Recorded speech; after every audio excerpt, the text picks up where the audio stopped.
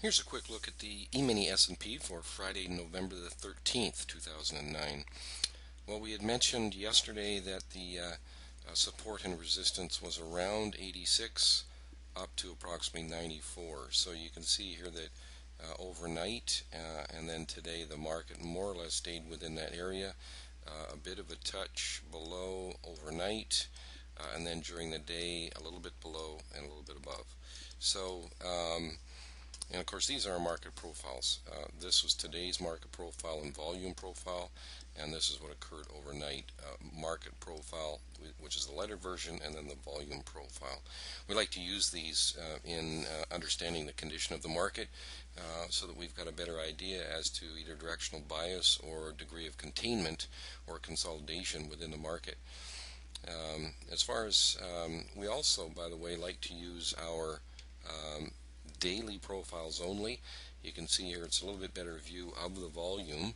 So each of these profiles, for example, this was today's lettered market profile and today's volume profile, and so we use those each day to help us understand the condition of the market.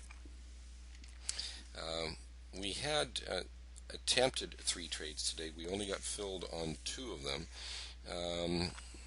When the market sold off here, we had mentioned that the 86-85 area was likely support.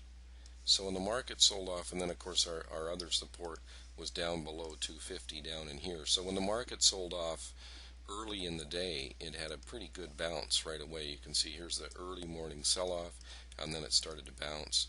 And so when it did that, we actually had an order in to get long right here. Unfortunately, we were not filled on that order. And then it had a really nice rally. But our second trade of the day did really the same thing, except this time we did get filled. We actually had an order in here at 90.25 to go long, and we were filled on that. So our first 2 trades, which is kind of unusual, our first 2 trades of the day hit our limit entry price right to the tick. The first one not getting filled, the second one getting filled. And on both occasions, the market had really nice moves higher. So our attempted trade, no trade there. So this was actually our first trade for the day right here. We then had a short trade right in here, which was nice, and we're able to see that come down to here. So we had nice profits on both of those trades, and ended up, I think our final take, trading 4 contracts today, was approximately 46 ticks.